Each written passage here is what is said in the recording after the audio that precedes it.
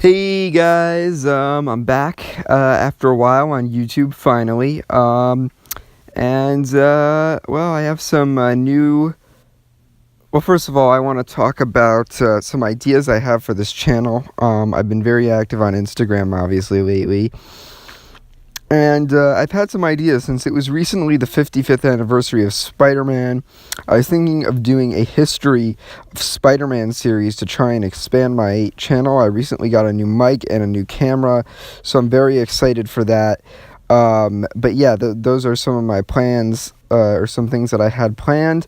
Let me get right into the video. So we all know that Sony has quite a few films planned in terms of spin-offs. Like, for example, they have outside of Spider-Man Homecoming, outside of the Marvel Cinematic Universe, outside of Tom Holland's Spider-Man, and one of the films, of course, they're planning is Venom, and another one which is supposed to come out next year, and with Tom Hardy and the director of Zombieland at the helm. And of course, then there's also the Silver and Black film, which is about the characters Black Cat and Silver Sable, which is also slated to come out next. It's actually slated to come out in 2019. But Sony also apparently has plans in mind for another spin-off, Nightwatch. Character you probably have never heard of. Yeah, but Nightwatch, for those of you who don't know, to sum up his character in a nutshell, he's pretty much a Spawn ripoff. You see, in the 80s, Todd McFarlane drew Spider-Man. He was an artist on Spider-Man. I loved Todd McFarlane. As a Spider-Man fan, I loved Todd McFarlane's work on the character. I love how he actually made him feel more insect-like.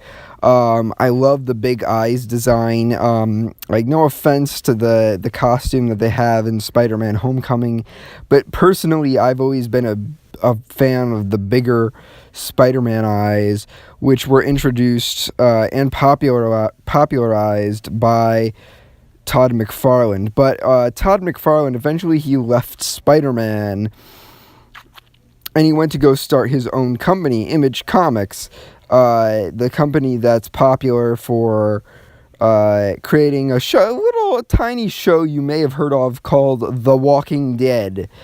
They created the comic, which was eventually adapted into that show.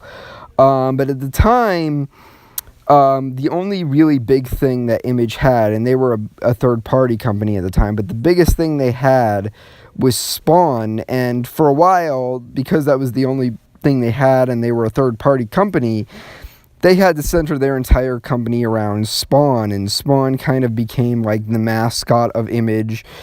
In like a lot of other Image comics, they just have his face in the top right-hand corner because Spawn was the biggest thing out there and they needed to center everything around Spawn. Now, they've had other stuff since then, like obviously The Walking Dead, and they had The Wicked and the Divine, great comic book. Really recommend you guys read it.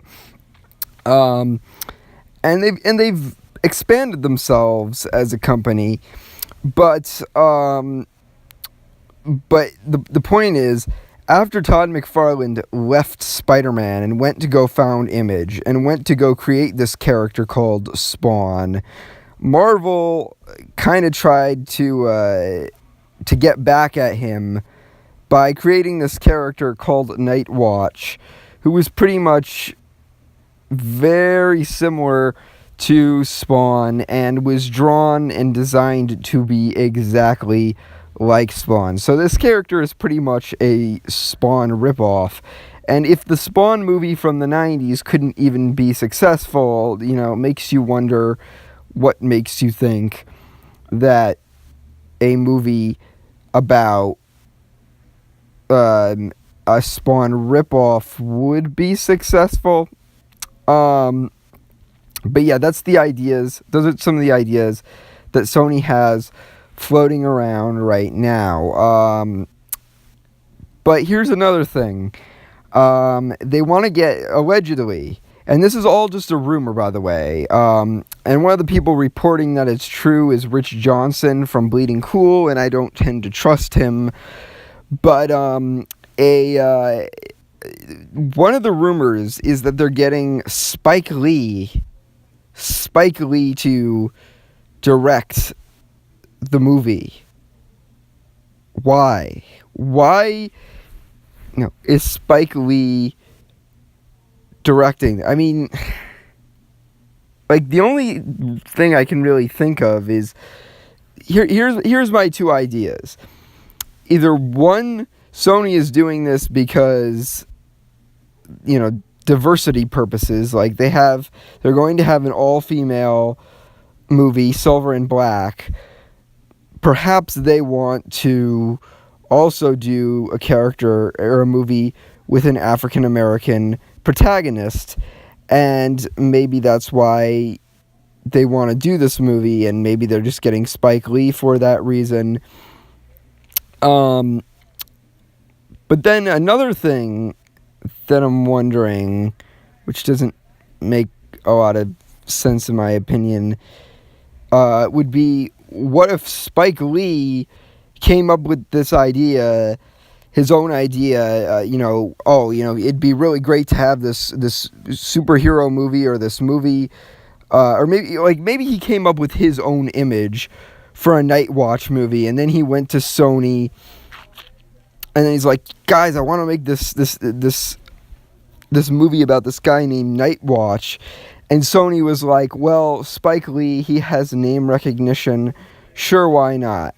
I'm really not a fan of this idea.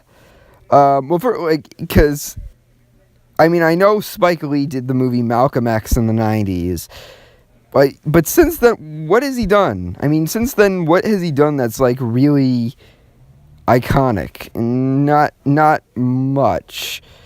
But again, the two theories that I came up with, I think those are probably the only reasons I can think of as to why maybe Sony is making this movie. And if my first idea is true, that they want to have more diversity and they want to have an African American protagonist, there are plenty of African American characters embedded in Spider-Man's mythology that you can make a movie centered around. For example, Hypno Hustler has always been a really underrated character in my opinion. Why don't you get him? Why not make a really fun, over-the-top, stylistic movie about the Hypno Hustler? Or here's another idea. Why don't you make a movie about the Prowler? I mean, after all, Miles Morales is rising in popularity. You could do a movie about his uncle, Aaron Davis. So, I mean, why not? And look, I mean, maybe they don't want to do that because they're going to have a Miles Morales animated movie, which will include the Prowler, and maybe that's part of the reason why they don't want to, why they might not want to do a Prowler movie. And obviously, they had Donald Glover play the character in Spider-Man Homecoming, so maybe that's a reason they don't want to have three Prowlers at the same time. But you could always just go with the Hobie Brown Prowler. I mean, you do realize there is more than one version of the Prowler. You could always just go with the Hobie Brown version.